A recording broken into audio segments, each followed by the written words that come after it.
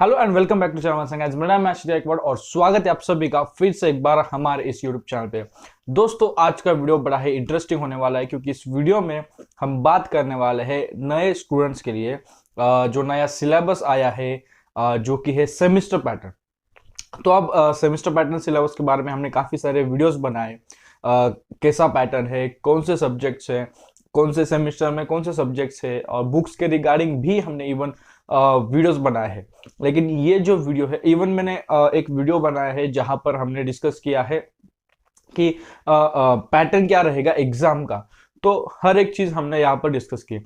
लेकिन इस वीडियो में हम बात करने वाले हैं कि सेमिस्टर पैटर्न के लिए स्टडी कैसे करें, how to prepare for semester pattern exams.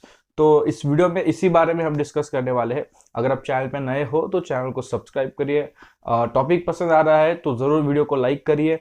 और अगर आप मेरे साथ बात करना चाहते हो तो नीचे डिस्क्रिप्शन में लिंक है, आप मेरे साथ बात कर सकते हैं। तो गाइज, जब भी आप किसी भी एग्जाम के लिए प्रिपरेशन करना शुरू करते हैं या फिर सोचते हैं प्रिपरेशन करना, तो प्रिपरेशन करने से पहले आपके पास एक टू डू लिस्ट होनी चाहिए।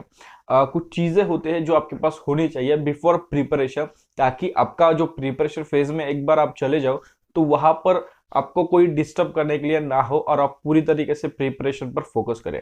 तो सबसे पहली बात तो ये सिलेबस, हर एक वीडियो में मैं ये बोलता हूँ, जब भी मैं स्टडी के रिगार्डिंग वीडियो बनाता हूँ तो हर एक सिलेबस में ये चीज पॉइंट आउट की जाती है मेरे तरफ से। First thing is syllabus. आपके पास सिलेबस होना चाहिए। सेकेंड थिंग बुक्स या फिर नोट्स। थर्ड थिंग आपका मतलब आपका एक टाइम टेबल होना चाहिए, कितने आवर्स तक आप पढ़ने वाले हो। जैसे मैंने एक वीडियो बनाया है प्रीवियसली टाइम मैनेजमेंट के रिगार्डिंग, उसमें मैंने बताया कि कैसे टाइम मैनेजमेंट करना है, तो वो वीडियो आप रेफर कर सकते हो। तो आपका एक प्लेस होना चाहिए जहां पर आप स्टडी कर रहे हो, जहां पर आपको कोई डिस्टर्ब करने के लिए ना हो, और आपका एम जो है वो ऑलरेडी टारगेटेड होना चाहिए। मतलब एक गोल आपने टारगेट करके रखना चाहिए बिफोर सिटिंग फॉर स्टडी या फिर before getting into that preparation phase. तो ये कुछ चीजें हैं जो आपके पास होनी चाहिए। और कौन सा, मतलब कितने टॉपिक्स आप कितने टाइम में कवर करना चाहते हो, उसके अलावा आपको पता होना चाहिए कि जिस एग्जाम को आप फेस कर रहे हो, मतलब अभी तो सेमेस्टर पैटर्न है, तो सेमेस्टर पैटर्न में जो क्वेश्चन पेपर पैटर्न है वो कैसे होने वाला है, क्वेश्चन पेपर पैटर्न कैसे होने वाला है। अभी तक कुछ स्टेट्स में क्या थे, मोस्ट ऑफ द स्टेट्स में क्या था कि एनुअल पैटर्न था, और उसमें भी जो था कि एमसीक्यूज किसी स्टेट्स में, किसी यूनिवर्सिटीज में एमसीक्यूज थे, किसी यूनिवर्सिटीज में नहीं थे। तो अब क्या है, एमसीक्यूज भी है, शॉर्ट आंसर क्वेश्चंस भी है, लॉन्ग आंसर क्वेश्चंस भी है।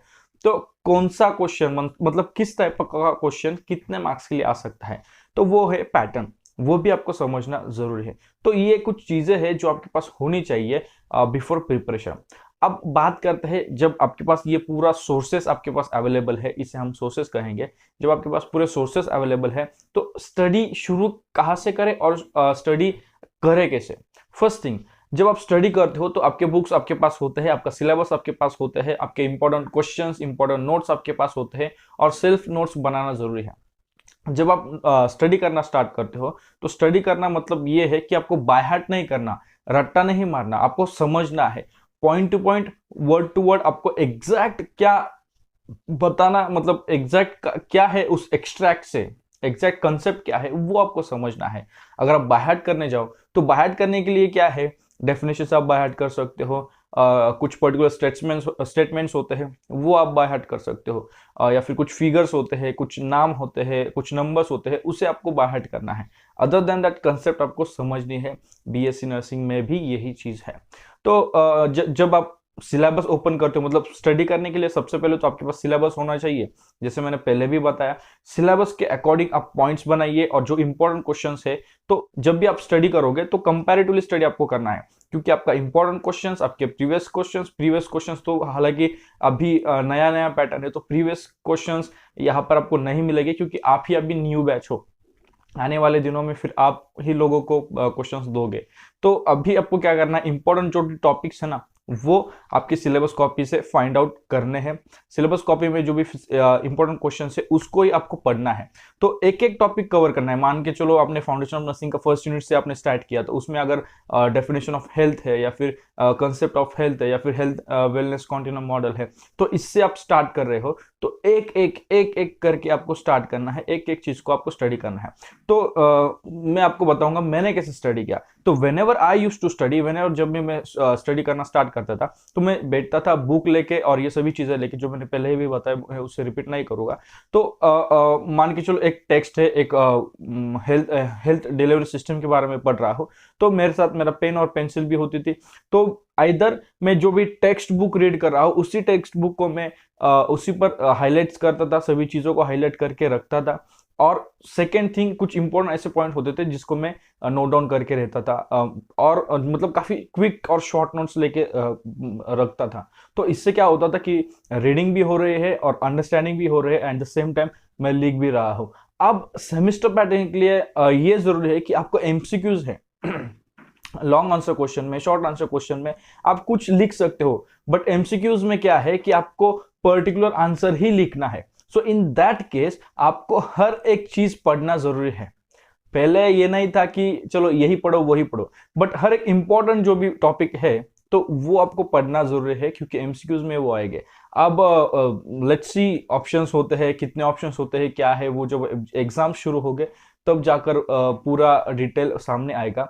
बट आज के डेट में जब आप स्टडी करते हो तो हर एक चीज अच्छे से पढ़िए, अच्छे से देखिए। Second thing, when ever you study, उसी टेक्स्ट के ऊपर जो भी कॉलम होता है वहां पर आप इंपॉर्टेंट क्वेश्चंस नोट डाउन कर सकते हो उस पर्टिकुलर पेज का। तो इससे क्या होगा, जब भी आप रिवाइज करोगे तो रिवीजन करने के टाइम में आपको उस पेज में कौन सा इंपॉर्टेंट टॉपिक है उस इंपॉर्टेंट टॉपिक पर आप चले जाओगे और आपका जो टाइम है वो बचेगा।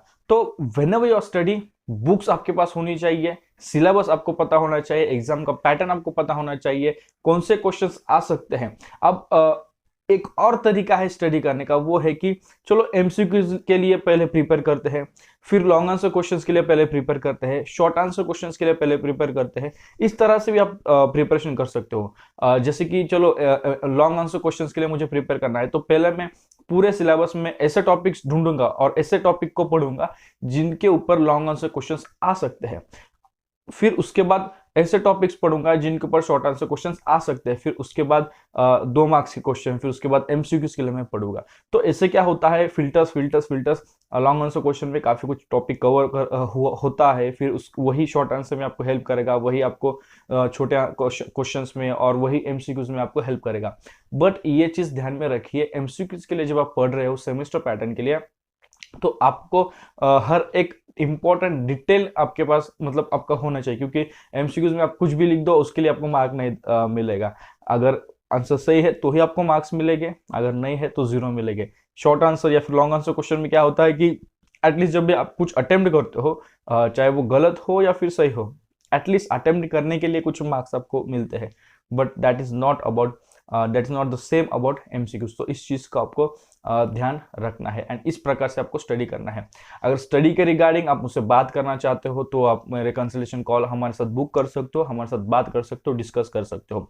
देखो, स्टडी करने के लिए आपका टारगेट जरूरी है और आपको पता होना चाहिए कितने टाइम में मैं कितना सिलेबस कवर कर सकता हूँ, और टाइम मैनेजमेंट जरूरी है। अपना टाइम टेबल बनाइए स्टडी का, कितने आज स्टडी करना है, इसके ऊपर काफी सारे वीडियोस हमारे चैनल पर है। तो ये भी उनमें से एक वीडियो था। इस वीडियो के बावजूद अगर आपके कोई भी डाउट हो, आप कमेंट बॉक्स में कमेंट कर सकते हो, या फिर मुझे इंस्टाग्राम पर फॉलो करिए, वहां पर आप मुझे पूछिए, या फिर आप हमारे साथ सबसे बेस्ट तरीका है आप मेरे साथ कंसल्टेशन कॉल बुक कर सकते हो।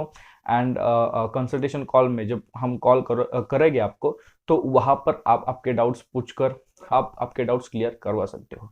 तो इस वीडियो में बस इतना ही, मिलते हैं किसी और वीडियो में किसी और टॉपिक के साथ। तब तक के लिए शालोम, शांति और सलाम, बाय बाय।